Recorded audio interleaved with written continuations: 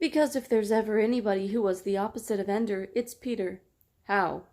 Valentine could not think of a way to answer him that wasn't dangerous. Too much questioning about Peter could lead to real trouble. Valentine knew enough about the world to know that no one would take Peter's plans for world domination seriously as a danger to existing governments, but they might well decide he was insane and needed treatment for his megalomania. "You're preparing to lie to me," Graf said. "I'm preparing not to talk to you any more," Valentine answered. "And you're afraid. Why are you afraid?" "I don't like questions about my family. Just leave my family out of this." "Valentine, I'm trying to leave your family out of this. I'm coming to you so I don't have to start a battery of tests on Peter and question your parents. I'm trying to solve this problem now with the person Ender loves and trusts most in the world. Perhaps the only person he loves and trusts at all. If we can't solve it this way, then we'll sequester your family and do as we like from then on. This is not a trivial matter, and I won't just go away." The only person Ender loves and trusts at all. She felt a deep stab of pain, of regret, of shame, that now it was Peter she was close to, Peter who was the center of her life.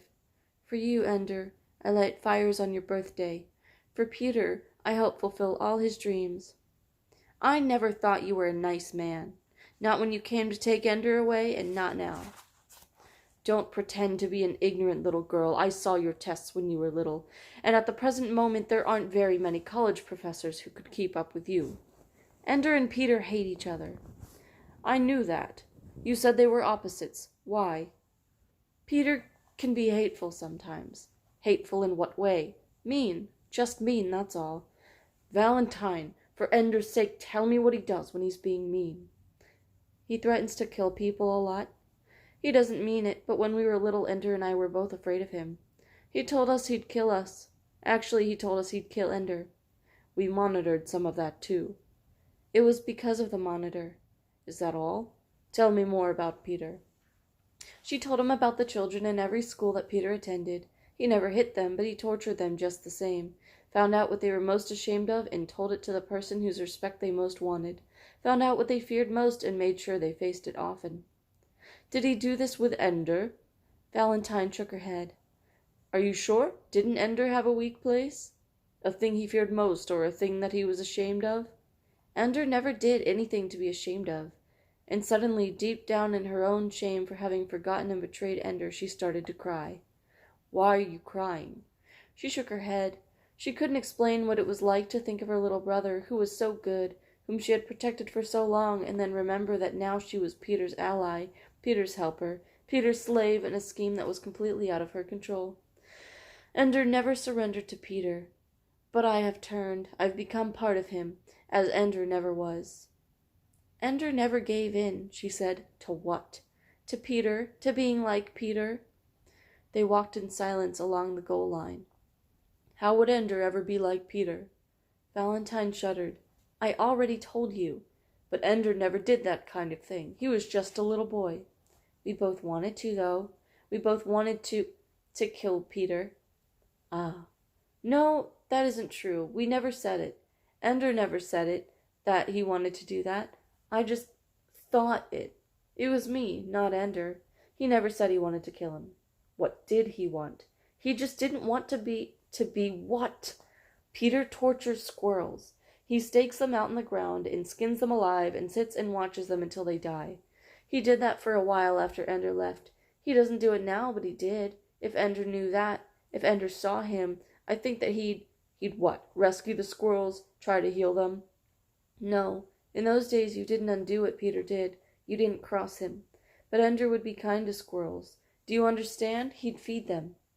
"But if he fed them, they'd become tame, and that much easier for Peter to catch." Valentine began to cry again. "No matter what you do, it always helps Peter. Everything helps Peter. Everything. You just can't get away, no matter what." "Are you helping Peter?" asked Graf. She didn't answer. "Is Peter such a very bad person, Valentine?" She nodded. "Is Peter the worst person in the world?" "How can he be? I don't know. He's the worst person I know." "And yet, you and Ender are his brother and sister. You have the same genes, the same parents. How can he be so bad if—" Valentine turned and screamed at him, screamed as if he were killing her.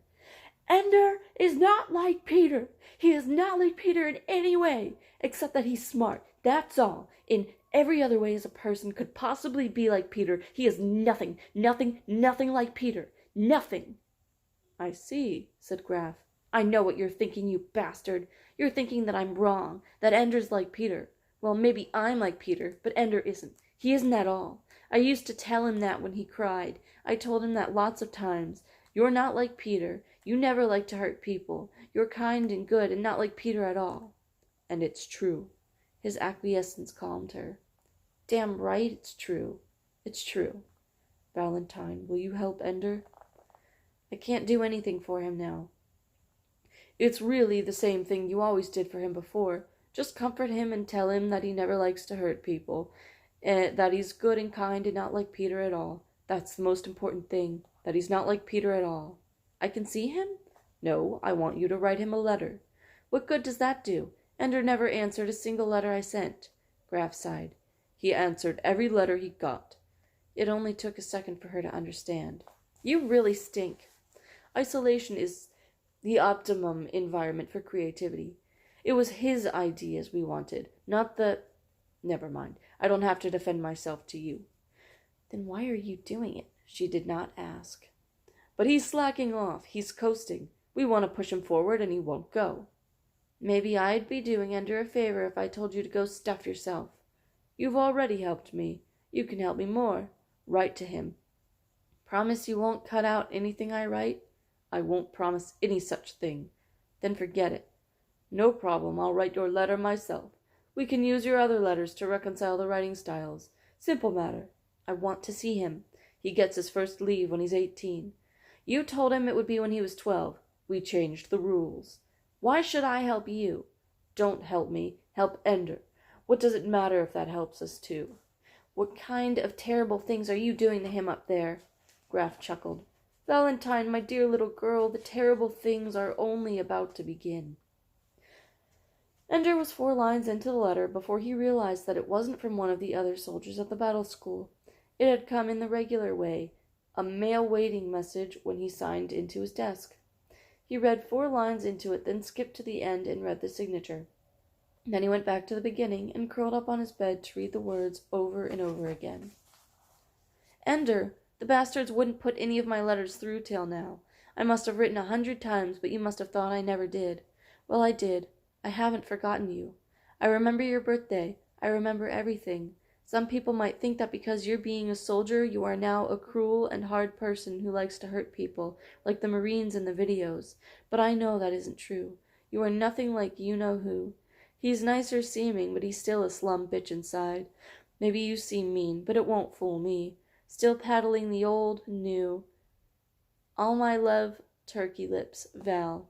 Don't write back. They'll probably scoanalyze your letter. Obviously, it was written with the full approval of the teachers, but there was no doubt it was written by Val. The spelling of psychoanalyze and the epithet slum bitch for Peter, and the joke about pronouncing new like canoe were all things that no one could know but Val. And yet they came pretty thick, as though someone wanted to make very sure Ender believed that the letter was genuine. Why should they be so eager if it's the real thing? It isn't the real thing anyway, even if she wrote it in her own blood. It isn't the real thing because they made her write it. She'd written before and they didn't let any of her letters through. Those might have been the real deal, but this was asked for. This was part of their manipulation. And the despair filled him again. Now he knew why. Now he knew what he hated so much. He had no control over his own life. They ran everything. They made all the choices. Only the game was left to him. That was all. Everything else was them and their rules and plans and lessons and programs. And all he could do was go this way or that way in battle. The one real thing, the one precious real thing, was his memory of Valentine. The person who loved him before he ever played a game. Who loved him whether there was a bugger war or not. And they had taken her and put her on their side. She was one of them now. He hated them and all their games, hated them so badly that he cried, reading Val's empty, asked-for letter again. The other boys in Phoenix Army noticed and looked away.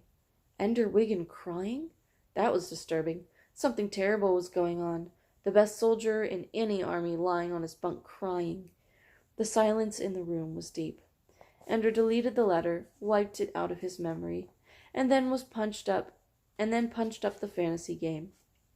He was not sure why he was so eager to play the game, to get to the end of the world, but he wasted no time getting there. Only when he coasted on the clouds, skimming over the autumnal colors of the pastoral world, only then did he realize what he hated most about Val's letter. All that it said was about Peter, about how he was not at all like Peter. The words she had said so often as she held him, comforted him as he trembled in fear and rage and loathing after Peter had tortured him. That was all that the letter had said. And that was what they had asked for. The bastards knew about that. They knew about Peter in the mirror in the castle room. They knew about everything, and to them Val was just one more tool to use to control him. Just one more trick to play. Dink was right. They were the enemy. They loved nothing and cared for nothing, and he was not going to do what they wanted. He was damn well not going to do anything for them. He had had only one memory that was safe, one good thing, and those bastards had plowed it into him with the rest of the manure. And so he was finished. He wasn't going to play. As always, the serpent waited in the tower room, unraveling itself from the rug on the floor. But this time Ender didn't grind it underfoot. This time he caught it in his hands, knelt before it, and gently, so gently, brought the snake's gaping mouth to his lips, and kissed it. He had not meant to do that. He had meant to let the snake bite him on the mouth. Or perhaps he had meant to eat the snake alive, as Peter in the mirror had done, with his bloody chin and the snake's tail dangling from his lips. But he kissed it instead, and the snake in his hands thickened and bent into another shape, a human shape.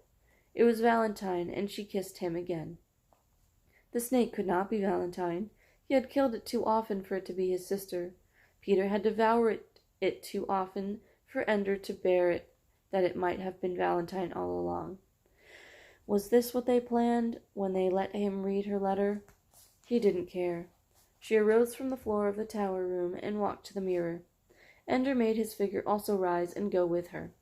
They stood before the mirror, where instead of Peter's cruel reflection, there stood a dragon and a unicorn. Ender reached out his hand and touched the mirror, and so did Valentine. The wall fell open and revealed a great stairway downward, carpeted and lined with shouting, cheering multitudes. Together, arm in arm, he and Valentine walked down the stairs. Tears filled his eyes, tears of relief that at last he had broken free of the room at the end of the world. And because of the tears, he didn't notice that every member of the multitude wore Peter's face. He only knew that wherever he went in this world, Valentine was with him.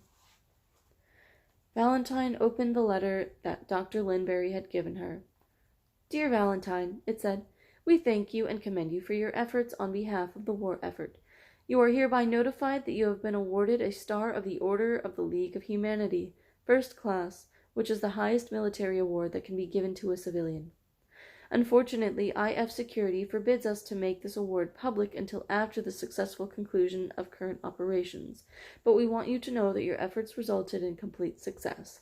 Sincerely, General Shimon Levy, Strategos." When she had read it twice, Dr. Linbury took it from her hands. "I was instructed to let you read it and then destroy it." She took a cigarette lighter from the drawer and set the paper afire. It burned brightly in the ashtray. "Was it good news or bad news?" she asked. "I sold my brother," Valentine said, "and they paid me for it." "Well, that's a bit melodramatic, isn't it, Valentine?" Valentine went back to class without answering.